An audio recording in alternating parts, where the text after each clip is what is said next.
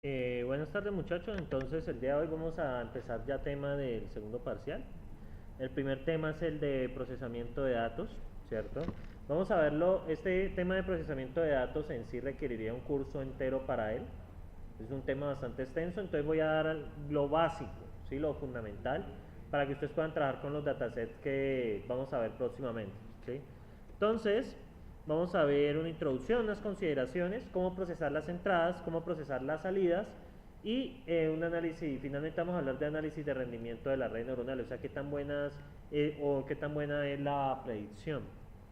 Entonces, primero, recordemos las aplicaciones de las redes neuronales. ¿Para qué sirven? Reconocimiento de imágenes, reconocimiento de voz, análisis y filtrado de señales, clasificación, análisis de textos, entre otras.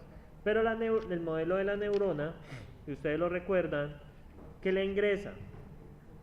¿Esto qué es? ¿Qué son? Números. ¿Cierto? Realmente son números reales. Aquí luego, ¿qué tenemos? Una función de activación, que eso implica que hay un dominio y un codominio, ¿cierto?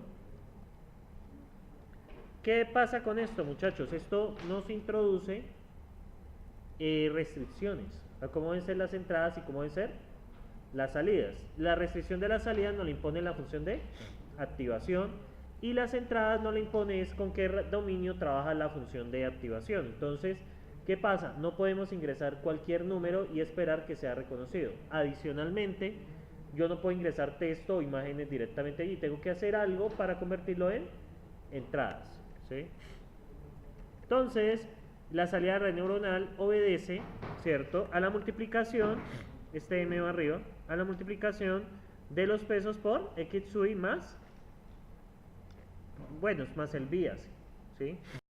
Entonces, ¿cómo procesar texto de imágenes aquí? ¿Qué debemos considerar? Pues lo que acaba de decir, los rangos de trabajo de la función de activación. Entonces, ¿qué funciones de activación tenemos? Por ejemplo, tenemos el caso de la función sigmoide. ¿Qué ven aquí? ¿Qué ven aquí, muchachos? Bueno, la función sigmoide, si lo recuerdan, es 1 más 1 elevado a la menos a por x, ¿sí? Y el a, pues, es lo que variamos, ¿sí? Entonces, realmente nosotros hemos trabajando con a igual a 1, es lo que hemos hecho. Entonces, yo les hago una pregunta a ustedes. Esta función de activación, ¿qué valores de salida tiene? Entre 0 y... La salida va entre 0 y 1. Son intervalos cerrados porque son asímptotas. Entonces, la vaina ahí es, yo esperaría, por ejemplo, que saliera un 2 de esta función. Si yo tengo un dataset que tiene salidas 1, 2, 3, ¿yo podría representarlo con esto? Por intervalos. Por intervalo. De 0 a 0,3 podría ser 1, de 0,4 a 0,62 y de ahí hasta el 1 Es buena idea, ¿cierto? Aunque eso tiene problemas de precisión, ¿sí? Pero es válido. Lo que pasa es que aquí yo tengo que mirar es que mis salidas correspondan a las salidas de la función de activación. Ahora, ¿qué pasa acá? ¿Tenemos restricciones con respecto a las entradas o no las tenemos? ¿Cómo es la forma de la entrada? Pero hay un problema. Hay una diferencia, por ejemplo, entre 6 aquí y 8 acá. ¿La diferencia la hay? Sí. Pero ¿qué pasa? Es muy pequeña. Entonces, digamos, si yo tengo, por ejemplo, una medida, estamos, yo qué sé, aprendiendo un x cuadrado. Entonces 6 al cuadrado es 36 y 8 al cuadrado es 64. En el contexto del problema, la diferencia es mucha. Pero ¿qué pasa cuando ingreso esos valores a la función de activación? Pues la diferencia es nula. Por lo tanto, la red neuronal no va a ser capaz de diferenciarlos. Entonces necesitamos también procesar las entradas, es para que la red neuronal sea capaz de diferenciarlas. ¿Sí? O sea que para él un 6 sea distinto de un 8. Necesitamos hacer ese proceso. Bien. Entonces, preguntas hasta aquí. Entonces, en resumen, ¿cierto?